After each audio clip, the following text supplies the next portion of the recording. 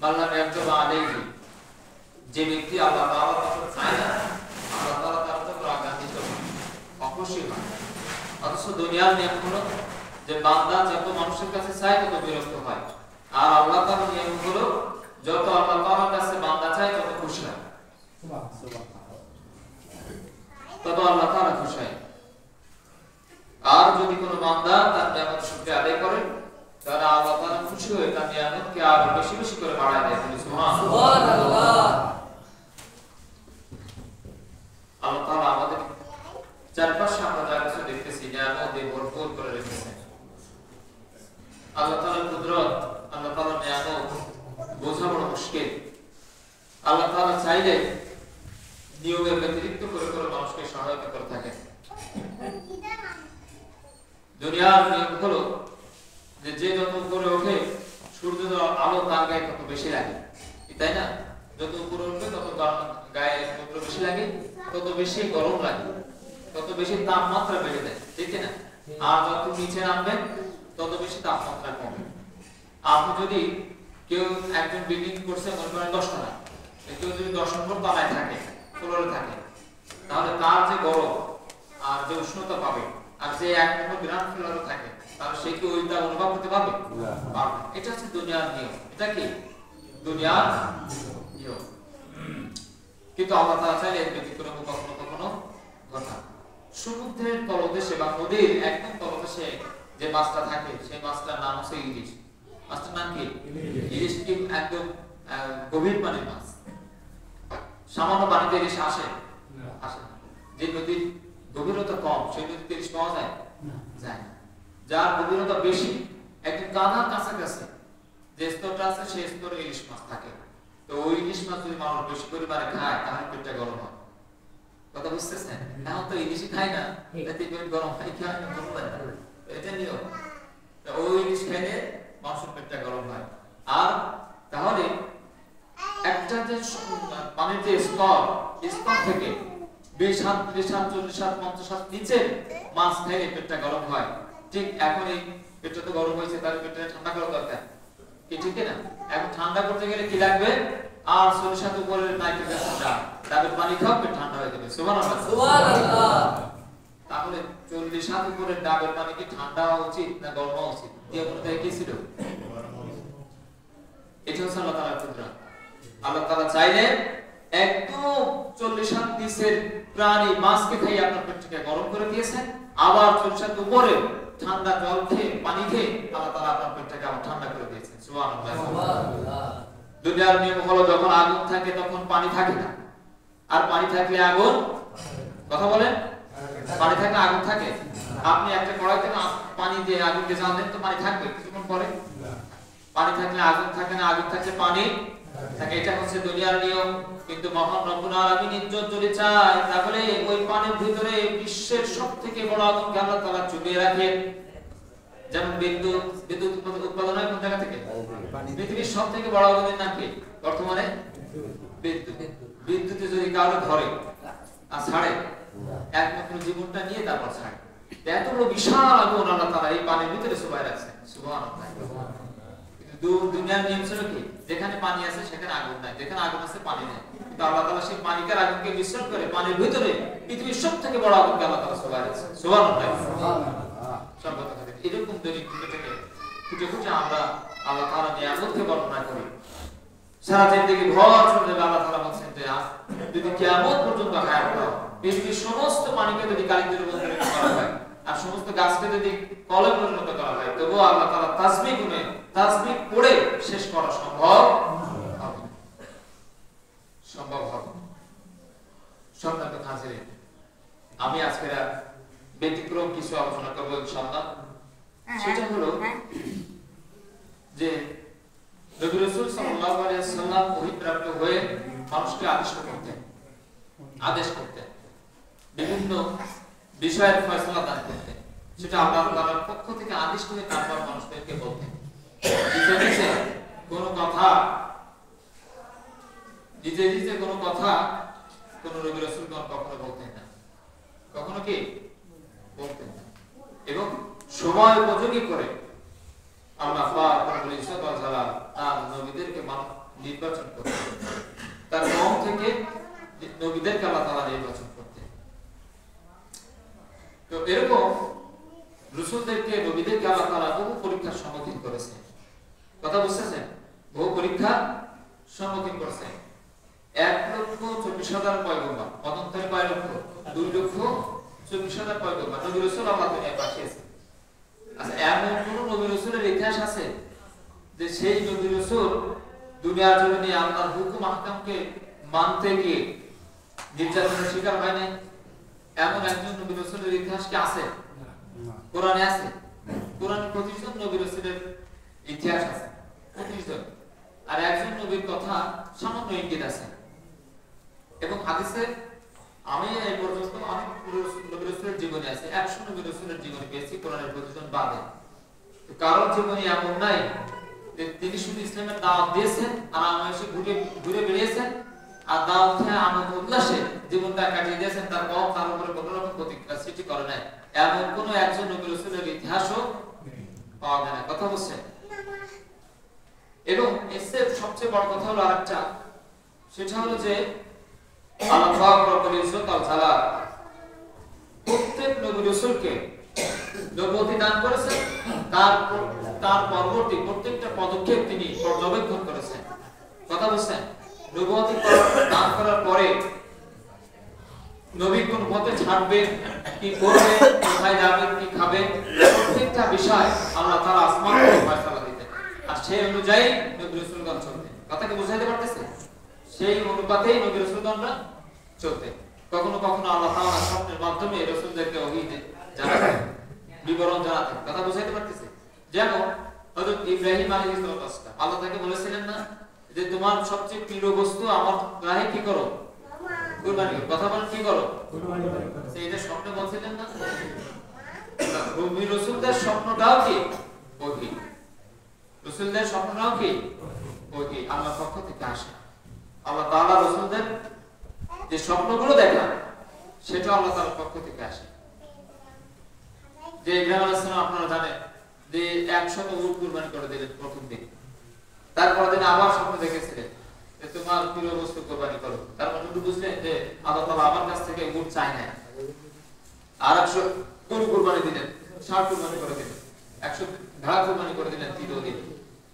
এরপরেও আল্লাহ তাআলা যখন স্বপ্ন দেখালেন, তারপর তিনি বুঝলেন যে আল্লাহ তাআলা আমার কাছ থেকে আসলে গরু ভেড়া লম্বা এগুলো চায় না, আমার প্রিয় বস্তুটাকে চায়। কথা বুঝাইতে পারতেছি? তখন তিনি নিজে নিজে তালাশ করলেন যে আমার সবচেয়ে প্রিয় বস্তু কি। তো খুঁজে বের করলেন যে ইসমাইলের জন্য আমার দিকটা সবসময় বেশি কাঁদে, অর্থাৎ ইসমাইলকে হয়তো আল্লাহ তাআলা চেয়েছেন। এটা স্বপ্নের মাধ্যমে আল্লাহ তাআলা বলেছেন। আবার কখনো কখনো আল্লাহ তাআলা যে নিয়ামতের কথা বলা হয়েছে, স্বপ্নের মাধ্যমে আল্লাহ তাআলা কখনো কখনো নবী রাসূলদের ওহী পাঠিয়েছেন, আবার কখনো কখনো জালিমের স্বপ্ন ব্যাখ্যা করার জন্য আল্লাহ তাআলা নবুয়ত দান করেছেন। সুবহানাল্লাহ, সুবহানাল্লাহ। কথা বুঝছেন?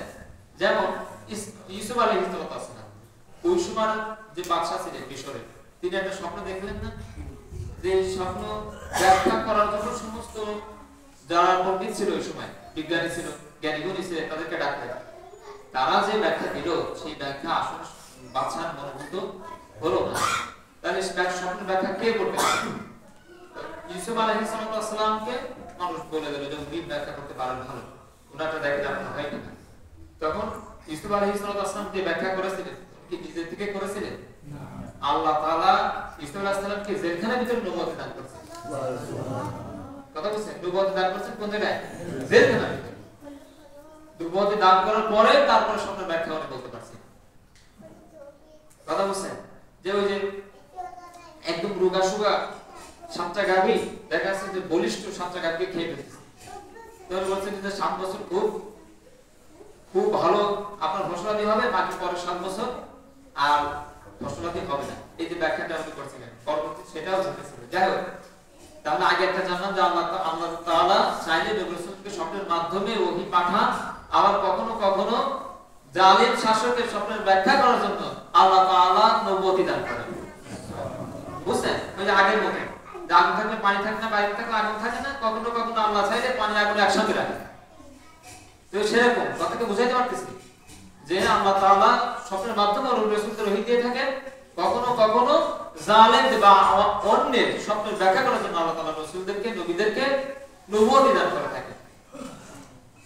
ঠিক তদ্রূপ একটা ঘটনা ঘটেছিল আজ থেকে হাজার হাজার বছর আগে।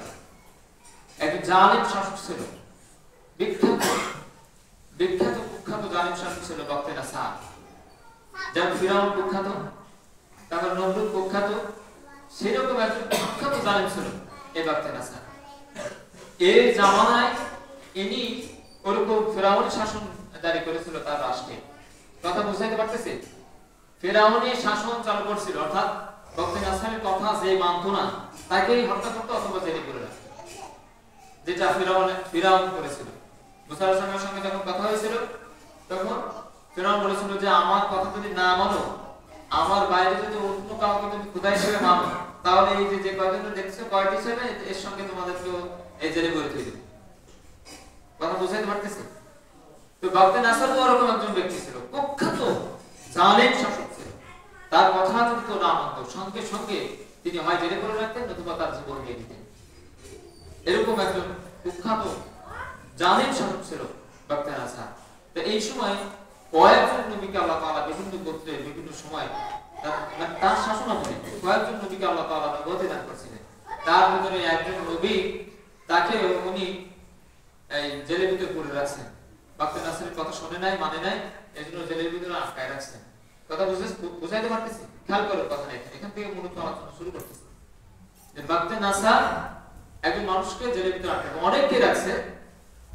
তার ভিতরে একজন খুব সমাজের জ্ঞানী মানুষ, যে বক্তে নাসারের আইনকে মেনে নেয়, তাকেও জেলের ভিতরে আটকায় রাখছে।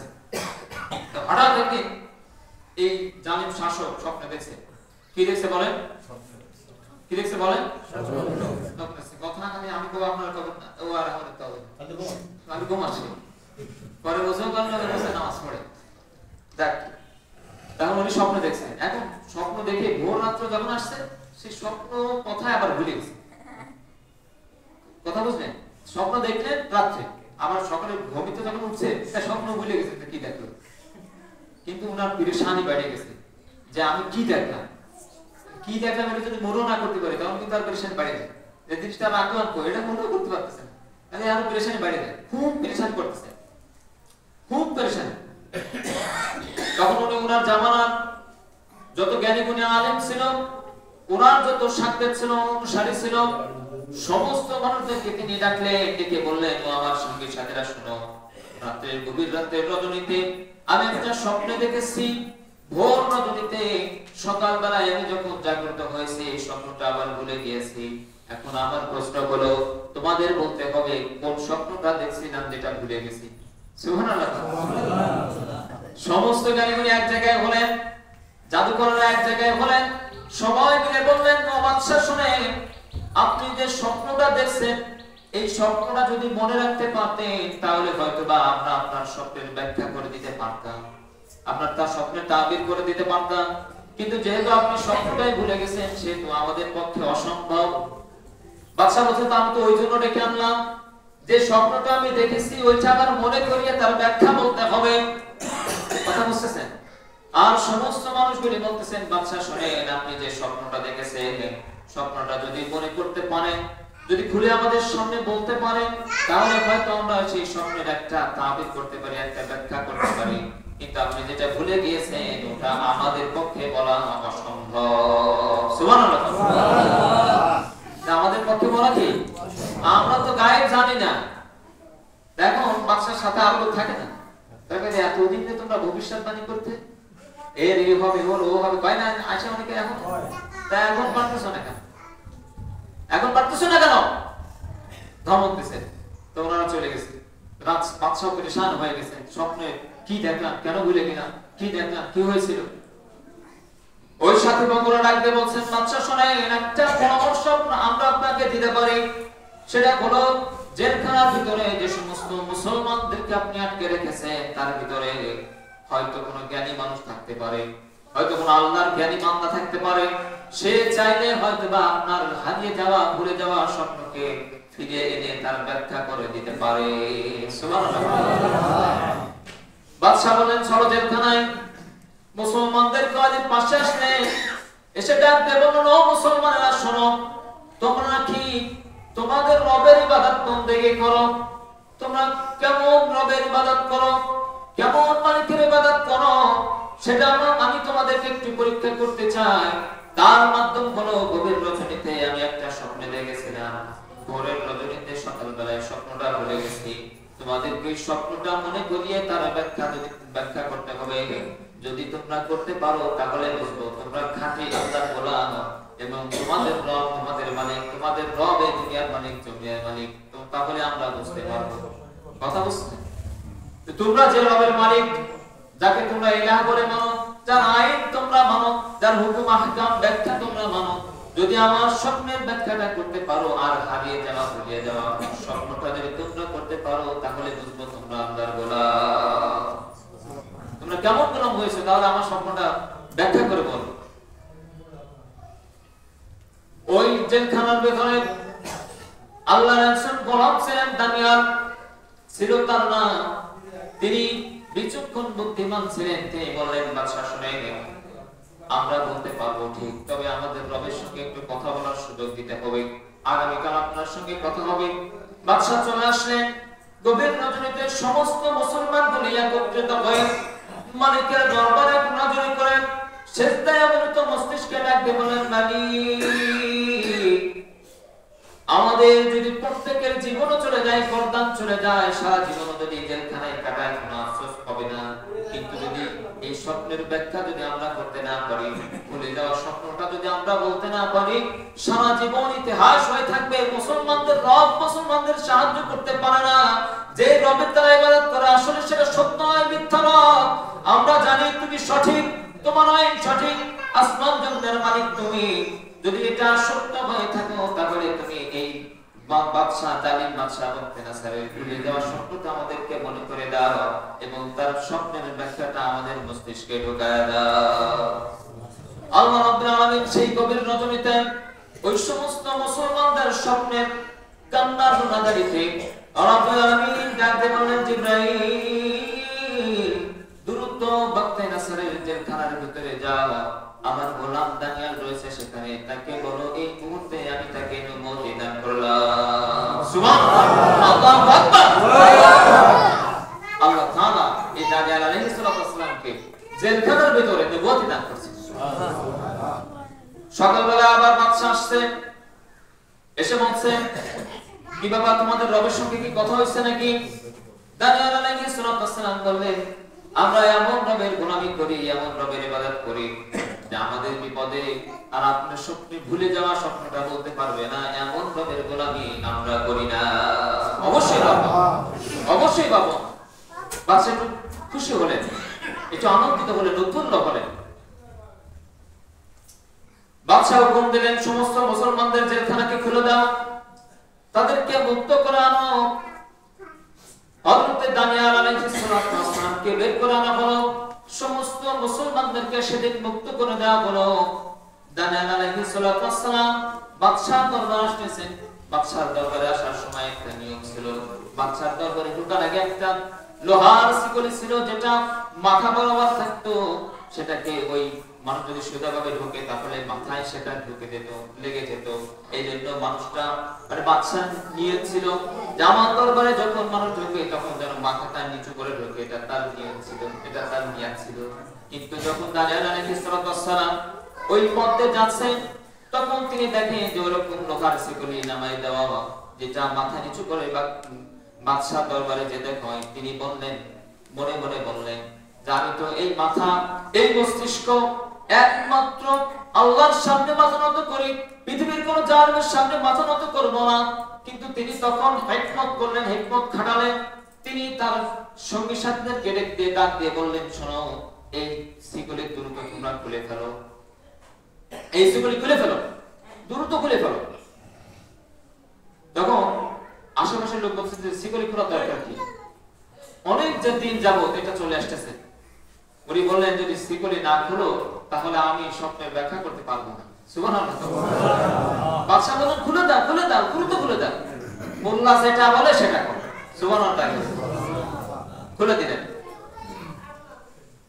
একদম জালিম বাদশা নিকটবর্তী হয়ে আল্লাহর নবী দানিয়েল আলাইহিস সালাম পাশে দিয়ে বসলেন, পাশাপাশি বসলেন। বলার পর বাদশা ডাকতে বলছেন যে মৌলবী, আপনি যে বললেন যে সিকিউরিটিটা খুলে দেওয়ার জন্য, তা এটা খোলার কারণ কি? তখন উনি হিকমত খাটিয়ে বললেন যে বাদশা, এটা দুইটা কারণ। একটা কারণ যে এটার জন্য আপনি উপকৃত হয়েছেন, আমি উপকৃত হয়েছি। সুবহানাল্লাহ। বাদশা ভাই, আমি কি উপকৃত হলাম? এতদিন আমি তো দিয়ে রাখছি যাতে মানুষ মাথা নিচু করে আসে, তা আজকে আমি এই খুলে ফেলার জন্য উপকৃত হলাম, আমি কি উপকৃত হলাম? তো মৌলবী বলতেছে যে বাদশা, আপনি তো স্বপ্ন ভুলে গিয়েছেন, ঠিক স্বপ্নের আপনি ব্যাখ্যা চান, সেটা ঠিক। তাই বললেন যে আমি আসলে যে রবের গোলামি করি তার সামনে শুধু মাথা নত করি, পৃথিবীর কোনো জালেমের সামনে আমরা মাথা নত করি না। তা আপনার সামনে আসার সময় যদি আমি মাথা নত করে আসতাম, উনি রাগ হতেন আর আমার স্বপ্ন ভুলাই দিতেন, ব্যাখ্যা ভুলাই দিতেন। তার কারণে আপনিও বিপদে পড়তেন, আমিও বিপদে পড়তাম। সুবহানাল্লাহ। এজন্য আল্লাহ তাআলা আমাকে এইজন্যই আমি সিকিউরিটি খুলে ফেলতে বলছি। সুবহানাল্লাহ। সম্মানিত হাজিরিন, মূল কথা বলার উদ্দেশ্য হলো এটা, এখানে একটা শিক্ষা আছে যে এটা হাজার হাজার বছর আগে বাদশা, জালিম বাদশার জেলখানার ভিতরে আল্লাহ তাআলা একজনকে নবুয়ত দান করে জালিম বাদশার স্বপ্নের ব্যাখ্যা করার জন্য এটাকে বলেছিলেন। এটা আমরা ইতিহাসের মাধ্যমে কারি তৈয়ব সাল্লাল্লাহু আলাইহি একটা বই লিখেছেন, তার ভিতরে এই ঘটনাটা এনেছেন। এটা ইতিহাস, এটা হাজার হাজার বছর আগে। সেই ইতিহাস আমরা পড়েছি, পড়ার মাধ্যমে জেনেছি। কিন্তু আমরা দেখেছি ঠিক তদ্রুপ একটা ঘটনা বাংলাদেশের জন্য ঘটেছিল। পার্লামেন্টে ঢোকার আগে দরজাটা নিচে ছিল, বাংলাদেশের একজন মৌলবী পার্লামেন্টের সদস্য হয়েছিলেন। তিনি ঢোকার সময় দেখেছিলেন যে মাথা ঢোকার সময় নিচু করে ঢুকতে হয়। তিনি ডাক দিয়ে ভিতরে বলেছেন, মাননীয় স্পিকার, আপনার সামনে আসতে গেলে মাথাটা নিচু করে আসতে হয়, এটা কোনো আদবের খেলাফ, এটা আপনার সাথে বেয়াদবি। আপনি দ্রুতভাবে মঞ্জুর করে দরজাটাকে উঁচু করে দেন। সেই দিন মৌলবীর কথাকে মঞ্জুর করে স্পিকার সাহেব ঘোষণা করে দিয়েছিলেন যে আজ থেকে দরজাটা উঁচু করে দেন। ইতিহাস থেকে দানিয়েল আলাইহিস সালামের ইতিহাস আমরা শুনেছি, আর বাংলার জন্য মৌলবীর কাছ থেকে এটা আমরা দেখেছি। সুবহানাল্লাহ। এরা হচ্ছে আলেমদের উত্তরসূরি। ইন্নাল উলামা ওয়ারাসাতুল আমবিয়া, এটাকে আমি মাঝে মাঝে মিলাই যে ওই যে নবীদের উত্তরসূরি এরাই। ওই সময় নবীরা এরকম কাজ করেছিল, এখানে উত্তরসূরি যারা জন্য এসে এটা এরকম কাজগুলো করে। সুবহানাল্লাহ। ওই মৌলবী বলেছিলেন বাংলাদেশের পার্লামেন্টে দাঁড়িয়ে যে মাননীয় স্পিকার, বাংলাদেশের ৯৭ মুসলমানের রাষ্ট্রে যখন পার্লামেন্ট শুরু হবে, বিসমিল্লাহ দিয়ে শুরু করতে হবে, কোরআন তেলাওয়াতের মাধ্যমে শুরু করতে হবে। সেদিন থেকে এটাকে পার্লামেন্টের আইন হিসেবে বাস্তবায়ন হয়েছিল মৌলবীর কথা। সুবহানাল্লাহ। কথা বুঝতেছেন কার কথা বলতেছে? আল্লাহ তাআলা সেই জগৎ বিখ্যাত আলেম, তাকে আল্লাহ জান্নাতের মেহমান হিসেবে কবুল করেন, আমিন। আল্লাহ তার কবরটাকে জান্নাতে নূরে নূরান্বিত করতে করেন, আমিন। সম্মত কাজের যে কথা বলতেছিলাম, বাদশা এবার বললেন, শোনো, আমি যে স্বপ্নটা দেখেছি আবার ভুলে গিয়েছি, তাহলে সেই স্বপ্নটার ব্যাখ্যাটা বলো। যেটা আমি ভুলে গিয়েছি সেই স্বপ্নটা আগে বলো, সুন্দর করে বলো। আল্লাহর নবী ডাকতে বলছেন, বাদশা শুনে, আপনি স্বপ্নে দেখেছেন বিশাল একটা মূর্তি, সেই মূর্তি আসমানের দিকে তার মাথাটা, জমিনে তার পা দুইটা, এবং তার মাথার উপরে একটা জ্বল করে আলো জ্বলতেছে। বলেন ঠিক কিনা? এখন বাদশা বলছে, হ্যাঁ ঠিক তাই তো দেখছি না। বাদশা কোথায় এরকম তো দেখছি না। আল্লাহ নবী ডাকতে বলেন, বাদশা শুনেন, আপনি দেখেছিলেন সেই মূর্তি তার মাথাটা একরকম, মাথাটা হয়তো পিতলের, আর গলার নিচ থেকে বুকের এই জিনিসটা আরেকটা রকমের, হয়তো স্বর্ণের, তার নিচের জিনিসটা ছিল রূপার, হয়তো সাদা বর্ণের, পা দুটো ছিল লোহার, এটা কালো বর্ণের। এরকম করে আপনি দেখেছিলেন? বাদশা বলতেছেন, হ্যাঁ এরকম তো দেখছিলেন। আল্লাহ নবী ডাকতে বলেন, বাদশা শুনেন, আপনি আরো দেখেছিলেন ওই সময় এই মূর্তিটা, বিশাল মূর্তি যখন আসমানের নিচে দাঁড়িয়ে ছিল, আপনি যখন দেখতেছিলেন তখন ঠিক আসমান হতে একটা আলো এসে ওই মূর্তিটার মাথার উপরে পড়লো। পড়ার সঙ্গে সঙ্গে মূর্তিটা ভেঙে চুরে চুরমার হয়ে গেল। সুবহানাল্লাহ। হ্যাঁ বাদশা বলেন, হ্যাঁ ঠিক এরকম স্বপ্ন দেখছিলেন, তাই তো দেখছিলেন। তাহলে স্বপ্নটার ব্যাখ্যা কি বলো? স্বপ্নটা কাজে আছে আছে আছে কয় মিনিট কত বলবো?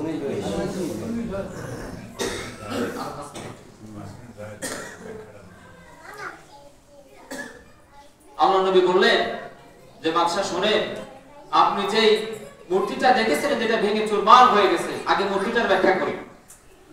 মূর্তিটার ব্যাখ্যা হলো, তামাম পৃথিবীর যত মানুষের উদাহরণ হবে আল্লাহ তাআলা আপনাকে জানিয়েছেন এই মূর্তিটার মাথাটা এক রঙের, বুকটা আরেক রঙের, পেটটা আরেক রঙের এবং পা দুটো হচ্ছে আরেক রঙের এবং তার গড়নও আলাদা ছিল, কালারও আলাদা ছিল। বাদশা বললেন হ্যাঁ ঠিক। আল্লাহর নবী ডাকতে বললেন ও বাদশা শুনেন, আল্লাহ রাব্বুল আলামিন আপনার মাধ্যমে তামাম পৃথিবীর সমস্ত মানুষদের বর্ণনা দিয়েছেন। তামাম পৃথিবীতে যত মানুষ আল্লাহ তাআলা দুনিয়ায় পাঠাবে, কারো চেহারা থাকবে সাদা বর্ণের, একই সাদা, কারো চেহারা থাকবে স্বর্ণের মতো একটু উজ্জ্বল বর্ণ থাকবে, সুন্দর কিন্তু আবার লালচে বর্ণের। আবার কারো চেহারা থাকবে কালো, যেটা আফ্রিকার মানুষ, দেখেন না কালো কিরকম, এটা বলতেছে। তাদের গড়ন হবে লম্বা, মানে ঠ্যাং, দেহের সব থেকে কি একটা লম্বা অংশ ঠ্যাং না? তারা বলছেন আফ্রিকার এক শ্রেণীর মানুষ হবে, তাদেরকে আল্লাহ তাআলা কালো আকৃতি দিয়ে দুনিয়ায় পাঠাবেন এবং তাদের গড়ন হবে বড়, যেটা বর্তমানে আমরা আফ্রিকায় দেখি। আর কিছু মানুষ থাকবে এমন, যাদের আকৃতি এমন হবে, যাদের দেখতে চেহারা সুন্দর হবে, অত্যন্ত সুন্দর হবে। অর্থাৎ তামাম পৃথিবীর যত মানুষগুলি আল্লাহ তাআলা তামাম পৃথিবীতে ছড়িয়ে ছিটিয়ে পাঠাবে, তার একটা চিত্র মূর্তির মাধ্যমে আল্লাহ তাআলা আপনাকে দেখিয়েছে। সুবহানাল্লাহ। আল্লাহ তাআলা দুনিয়াতে মানুষগুলো পাঠাবে, তার সূরত, চেহারাগুলি কিরকম হবে, এর একটা বর্ণনা আল্লাহ তাআলা দিয়েছে। এরপর আপনি দেখেছেন এই মূর্তিটা দাঁড়িয়ে ছিল বহাল তবিয়াতে, কিন্তু আসমান থেকে একটা আলো এসে পাথরের উপর যখন পড়লো, ওই মূর্তির উপর যখন পড়লো, মূর্তিটা ভেঙে চুরমার হয়ে গেল এবং মূর্তিটা ভেঙে চুরমার হয়ে যাওয়ার সঙ্গে সমস্ত এলাকা, সমস্ত পৃথিবী অন্ধকারাচ্ছন্ন হয়ে পড়লো। কিছুক্ষণ পরে দেখা গেল মূর্তির কিছু কিছু জায়গায়, অন্ধকারাচ্ছন্ন জায়গায় ছোট ছোট আলোর বাতির মতো দেখা যাচ্ছে। বাদশা বলেন হ্যাঁ, এটা তো স্বপ্নে দেখছিলাম। তখন আল্লাহর নবী ডাকতে বললেন শোনেন, মানুষ যখন গুনাহের ভিতরে ডুবে যাবে, অন্ধকারাচ্ছন্ন চলে যাবে, আইয়ামে জাহিলিয়াতের যুগে যখন মানুষ পদার্পণ করবে, এরকম একটা যুগ যখন শুরু হবে, তখন আল্লাহ রাব্বুল আলামিন আসমান থেকে তার প্রিয় হাবিব আখির জামানার নবী জনাবে মুহাম্মদ রাসূলুল্লাহ সাল্লাল্লাহু আলাইহি ওয়াসাল্লামের আগমন করাবে। সুবহানাল্লাহ, আল্লাহু আকবার।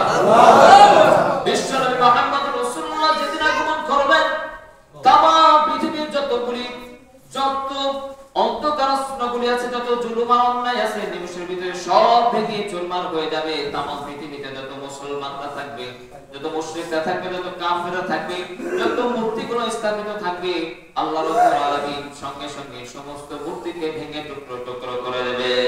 সুবহানাল্লাহ।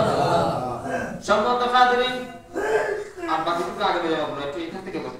সম্মানিত হাজিরিন, আমরা জেনেছিলাম বিশ্ব নবী সাল্লাল্লাহু আলাইহি ওয়াসাল্লাম যেদিন মক্কা বিজয় করেছিলেন, ওই মক্কার ভিতরে 360টা মূর্তি স্থাপিত করা ছিল, স্থাপন করা ছিল। কথা বুঝতেছেন?